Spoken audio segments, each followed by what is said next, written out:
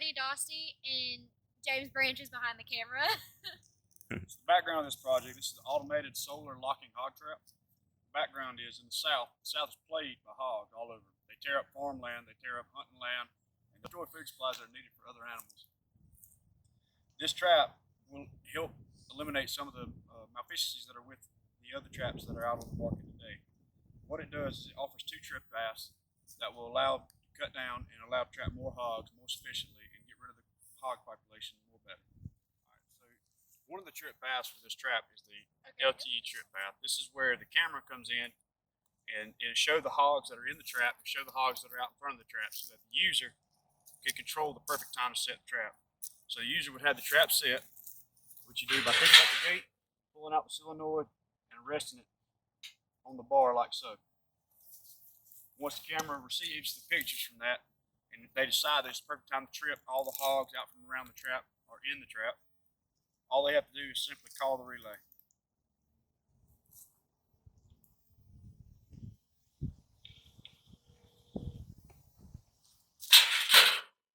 The relay receives the call and trips the gate.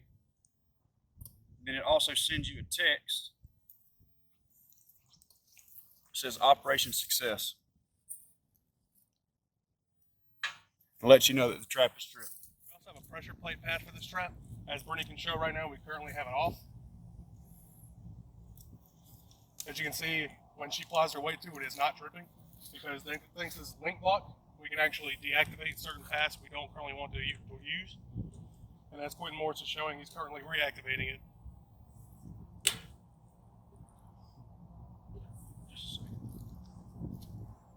And now, whenever Brittany applies her foot, it will actually trip the path through the pressure plate. It's controlled through an Arduino in this waterproof box that will send a signal to the solenoid, tripping the gate.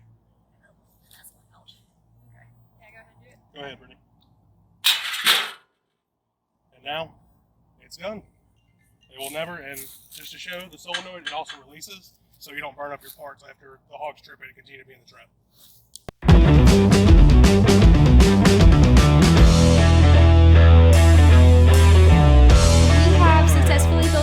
That is capable of being tripped in 2 different ways, as stated before, and trapping any desired animal without the user being present.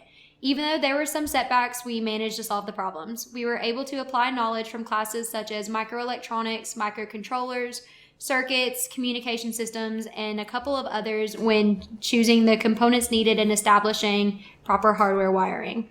And then we were also able to conduct many tests to ensure that all components were working properly. This is the wiring diagram for it. All right, as you can see on the HX711, which is the amplifier for the signal, you can see that the 2 load cells that are connected diagonal of each other, one is on top of the other on the HX711. So the top left and the bottom right are the first 2 to come into the HX711. That's the red and the black. And then you have the top right and bottom left coming in at the white and green. This makes up the Wheatstone Bridge connection, which is basically a parallel connection. You can see where it ties into the Arduino and shows the 5 volts that is tied into both VDD and VCC, and then we have our data go into the spot 3 on the digital input of the Arduino Mega, and then our clock is spot 2.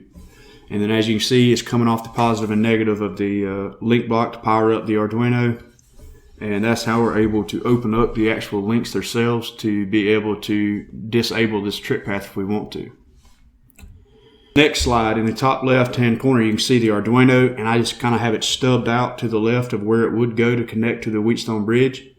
And then on the right hand side you have where it ties into the relay, so it hits this relay and has the signal output of it, and that's what actually closes the relay. It's the signal that picks up when the weight limit is met on the load cells. And then as you can see again, we have our positive and negative 5 volts powering the relay, and then our common for the relay is the 12 volts coming straight from the battery, and then we're tying it into the solenoid with the normally open contact. We also have the 4G CalTime controller, which is our cell phone controller. It's powered again off the link block with positive negative 12 volts, and then our common is also positive 12 volts, and we're using the normally open contact again, so that when we call it, that's when it closes the contact and completes the path of positive to the solenoid, which pulls it in and drops the gate. The full-size model of the trap would be too large to transport. Therefore, our team designed a smaller model to solely demonstrate the concept and functionality of the trap. The prototype dimensions are as follows. The drop gate is framed with 1/16 inch thick 1 inch square tubing and covered with hog wire. The actual drop gate dimensions are 3 feet by 2.5 feet with a 2-foot drop.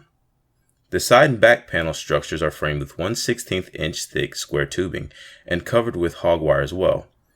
The side gate dimensions are also 3 feet by 2 feet.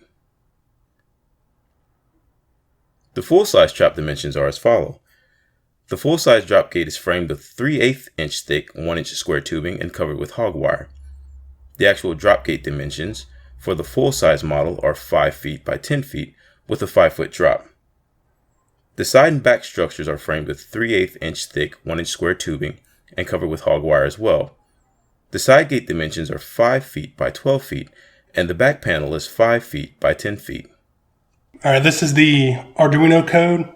As you can see, it started out, we're just defining out things. The data is pin 3, the clock is pin 2, and the output of the actual Arduino is pin 6. Going into the setup, as you can tell, I just titled it the HX711 scale. And then the scale.begin just defines the D out in the clock, and the scale just defines the calibration factor, which, as you can see at the top, is made out to be negative 7,050, because that was the set number with the load cells to make them zero out. Scale.tare just sets the factor to 0 at the when the Arduino gets power. Serial.println readings just establishes readings across when it begins reading. And then pin mode power output just declares pin 6 as the output. Going into the actual loop itself, it begins with a reading, and then it goes into the scale units. This returns a floated number of the load cell values as they're returning into the Arduino. And then pounds is just what the value it's in. Going into the if statement itself, I just have it currently set to, for testing purposes, at 2 pounds.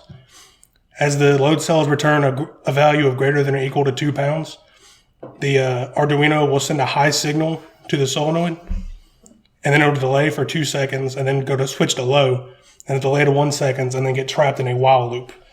The reason for this is because without that while loop, the signal itself will pulse and will constantly send signals to the solenoid every 3 seconds. And we don't want that because the solenoid itself will burn up. And then for the else statement, anything lower than 2 pounds will just give a low signal. Basically, it just won't do anything. And that concludes the code. The issue I had with the Arduino code was getting the signal, once it switched back to low, to stay low. Because normally, what we'd always done in class is pulse the signal through pulse width modulation. And we always had it switch back and forth between high and low, like an LED blinking on and off. But to stop it from going back high, I actually trapped it inside of a while loop.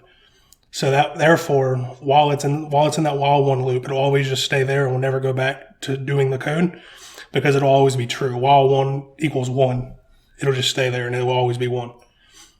So another obstacle we had was actually with our SIM card for the trap.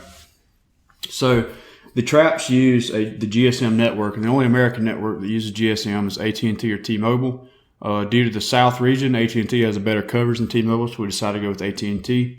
So in the future, there are some ways that we discovered that might be a way to better the trap or to reduce cost when building it. So a couple of ways that we thought that could improve the quality would be to use better hardware materials for faster implementation. You could add watertight containers for multiple components, because while some components are water resistant, they're not waterproof. And so adding a watertight container would also be more desired and look more professional and be a better way of keeping water out in case the water resistance didn't hold up. So there also were some ways that we could update some of the code for faster reads. So we could reduce the coding lines and commands to allow for a faster load sense to gate drop time. You could implement a process of continuous signal output from the Arduino. And you could implement sending a continuous rising and lowering edge type of signal, which could create more of a pulse type modulation to increase response time of pressure sensor reads to the Arduino output.